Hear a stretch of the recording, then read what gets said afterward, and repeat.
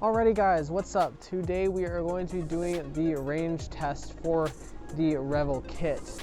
Now, it's actually been a minute since I rode a pure urethane board like this, so this will be a fun little experience for me. But our goal today is to completely run down one extended range battery. Now, I actually own 3 extended range batteries, and I've had them all about the same amount of time since the beginning of riding this board. So they're a couple years old, but they should still be able to give a decent amount of range. I haven't had any issues with them losing a lot of range yet. So while we're on this ride, we're going to test out a couple things, and the first one of those is testing out the speed modes. Now, the Revel Kit has 4 speed modes on it, and I ride in 4 pretty much all of the time, but we'll go ahead and test them out so I can let you guys know what speeds they get up to. So we're going to go ahead and start in speed mode 1, and for that you're going to use the left button on the remote to change that. And we'll just go ahead and, oh, forgot about that. We're going to go ahead and accelerate, and speed mode 1 gets you up to a very cruisy 9 miles an hour. Not sure how that's not 10, but 9 miles an hour. And then we'll go ahead and switch to speed mode 2. And we'll take that up.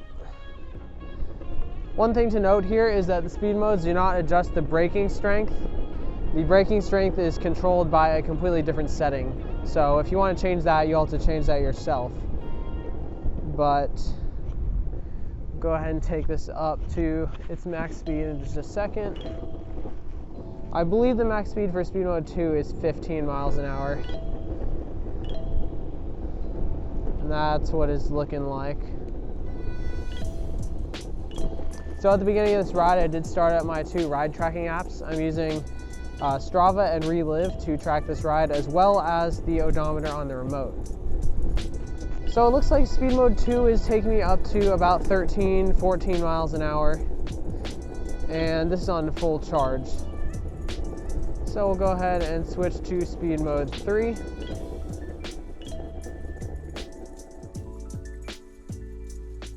Speed mode 3. And here we go. Now, the other thing to mention here is that the acceleration does not really change that much in the speed modes either. You pretty much have the same acceleration throughout all of them, which I think is nice. Some people might not like that, but you're actually not able to adjust that in any way as far as I know. So that is just something you'll have to deal with. But at the same time, this doesn't have the most insane acceleration either, so I think even a beginner rider could handle the same acceleration throughout all the speed modes. Now, I haven't gotten a good spot to get up to my top speed in speed mode 3 yet. Off the top of my head, I believe that it's 25 miles an hour. It might be 20. I think it's 20 miles an hour. But because of this particular route that I'm doing right now, we're not going to do that speed yet. Some of you guys might recognize this route that I'm on right now from my wheels testing videos, and that is because we are using the same route. On this route, the goal is to ride between 15 and 20 miles an hour on the first bit of it, and then to ride between 20 and 25 on the second bit, and then to ride between 15 and 20 again on the third bit.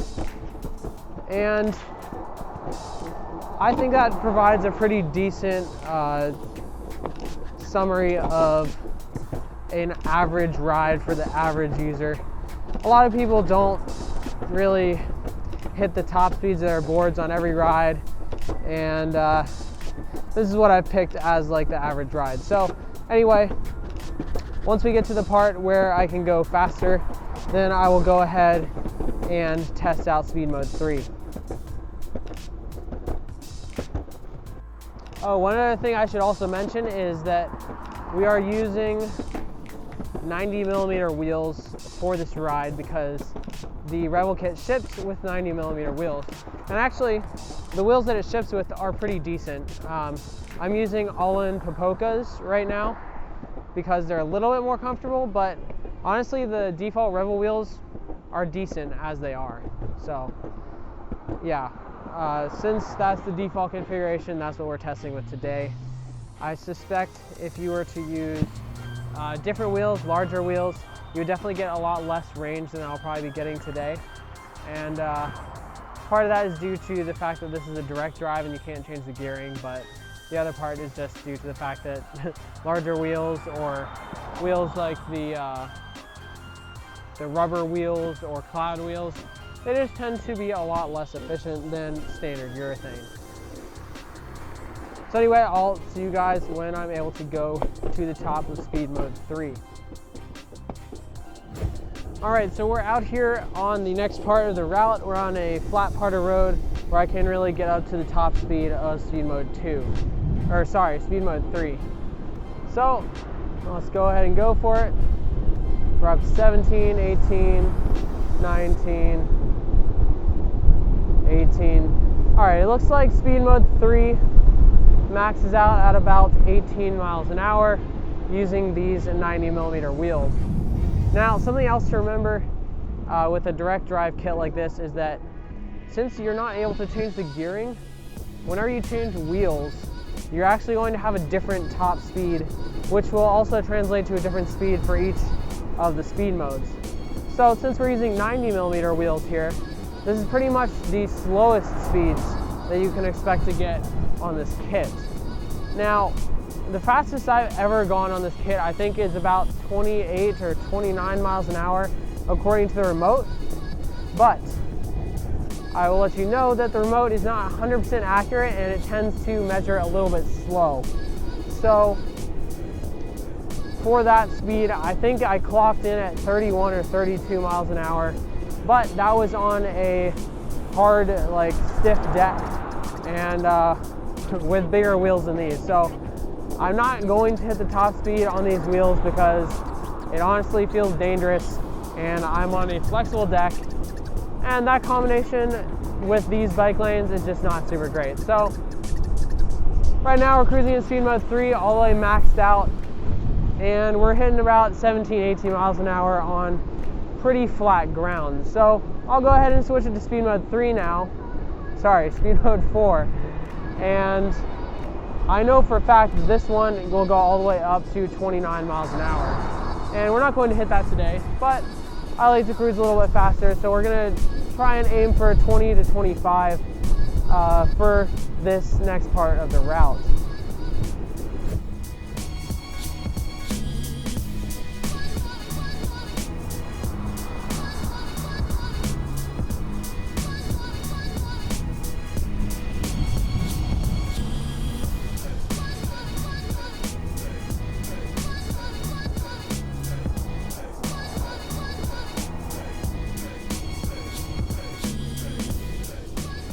If you remember this route from other videos that I've done, this is about a 7-mile route, and we're going to have to do the whole thing probably more than once. I'm kind of expecting to get about probably 12 miles out of this battery, just because normally they don't live up to the actual claimed mileage. I think the claimed mileage is 15 on the website. And you can get that if you're pretty light. You have 90mm wheels on and it's mostly flat. But we have one major hill on this route and I'm riding at decent speeds, so I'm expecting to get between 10 and 12 miles, which is more than one loop. Right now, we are at 2.5 miles in according to the remote, and we are down 1 bar out of the 5. So if it continues at the same battery draw, that'll end up exactly at 10 miles. So we'll have to see. I'll check back with you guys in a little bit, probably once we get to the end of this first loop. See you then. All right, so right now we're actually not done with the first loop yet, but I thought I'd come back in here for a second to talk about the hill performance on the Revel Kit. Now, this kit will get you up most hills, if not, but a little bit slowly. So right now we're on a downhill, and we'll be going up about 10 to 15% incline, 15% grade that is, in just a second here. And we'll see if the board feels like it has any bit of sag or anything like that. So, this bridge is horrible, I remember. Whew. Very bumpy. Whenever I go back to riding urethane boards, I always remember why I ended up switching to pneumatic tires. Anyway, we're starting the hill climb now, and we are in speed mode 4. So what I'm going to do is I'm going to try and max out the throttle and see what speed we can get up this hill. So right now we're going about 18 miles an hour, and we're pinned on the throttle,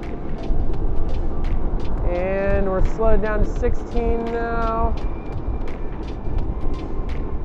Still holding 16.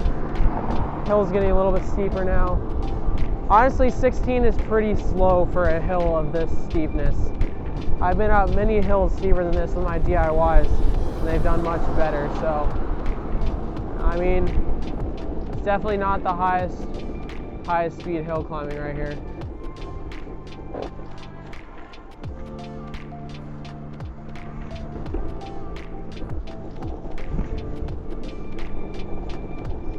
And continuing on down to 14 miles an hour. And I think the battery might actually be sagging a little bit. We're down to only 2 bars left, and we've only gone 4 miles. So we'll see if that improves once we flatten out again here at the top of the hill. But it seems like we're going about 14, 15 miles an hour now.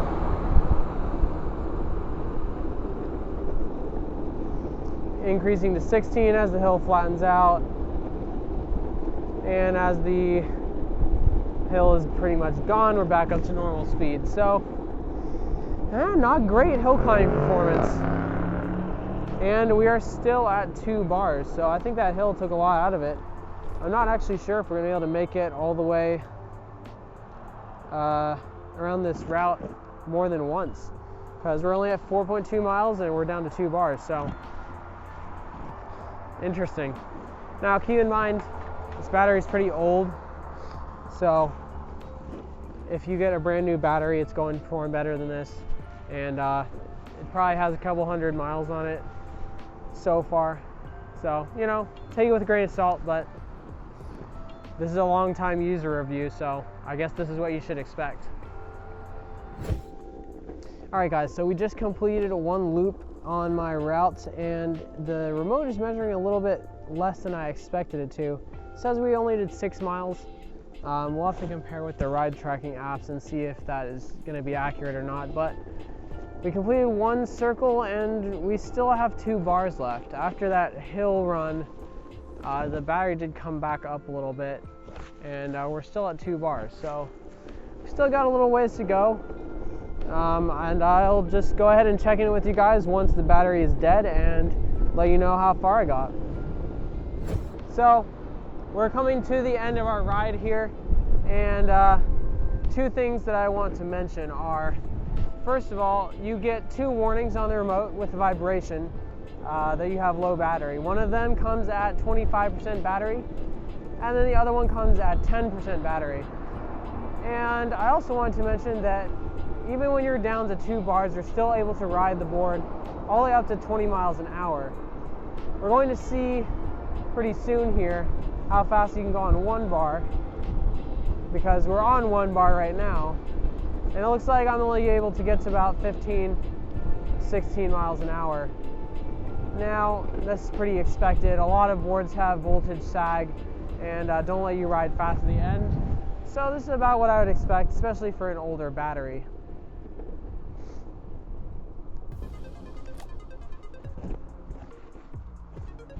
At 1 bar here, we are at 7.8 miles currently, and I'm kind of expecting it to die pretty soon here, but we're on flat, so I'll probably be able to make it another mile or so, but I'll check in with you guys right when we finish. All right, we're still on 1 bar. We're up to 8.2 miles, and I'm still able to hit 18, 19 miles an hour on this flat here. I guess I was only able to hit 15 earlier because I was on a little bit of an incline, but on this flat part, we're still up to 18 miles an hour on 1 bar of battery left, and that is in speed mode 4. So we just now got the 10% battery warning on the remote, and something that you should probably know is that it seems like at 10% you do get a little bit of pullback from the board itself, which feels kind of weird. I will say I don't ever actually run these batteries down this low. I'm only doing this for the test because I just would rather have my batteries stay safe. So like I said at the beginning, I have 3 of these batteries, and typically I'll switch them out as soon as I get the first vibration warning, which is at 25%. So we're really riding this one out here just for this video, but we're up to 8.7 miles now. I'm really expecting it to die pretty soon here. All right guys, so we've made our way around the loop all the way back to the hill.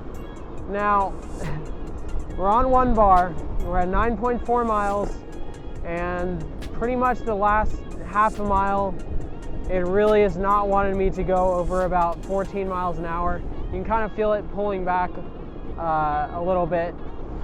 So I haven't run one of these batteries to 0 in a long time, so I kind of forgot what happens. So we're gonna experience that here together as soon as we start going up the hill. So I'm kind of expecting this to only make it a few feet into the actual incline, because as lithium batteries work, you have battery sag, especially when it's only a 2P pack like this one is. So just stay with you guys until the bottom of this hill, and you can watch it die on me on the way up. Now, even all the way down at this low battery percentage, you still have your full braking capability, so that is good to know. But I'm really curious to see what happens when we actually run it dead. If the board's going to turn off, or if it's going to leave us some braking capability. Because I feel like that's something you would want, is even at low battery, for the board to just, you know, turn off acceleration and leave the braking for us to be safe. All right, we're starting up the hill now. I'm fully expecting this to cut out on me or something pretty soon here. Only going about 14. Oh, got a little bit of a stutter there. Down to 11, 10 miles an hour, 9, we're pinned out. 8 miles an hour. I'm just gonna keep going until it literally turns off or stops. And I think that's gonna be in a few feet. It's pretty unfortunate timing for this kit to end up on the hill when it's at the very end of its battery, but I mean, it's still going, to be fair.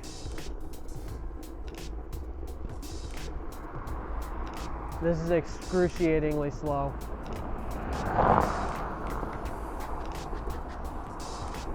Down to 3 miles an hour.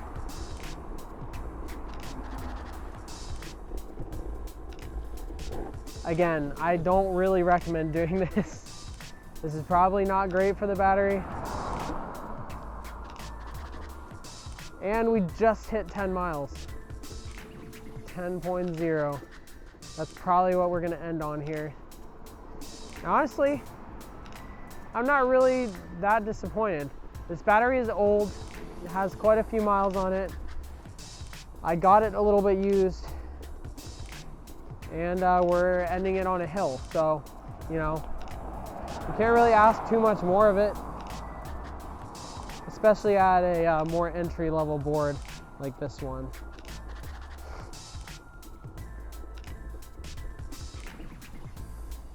I mean, this is technically still going, but I mean, is there any point?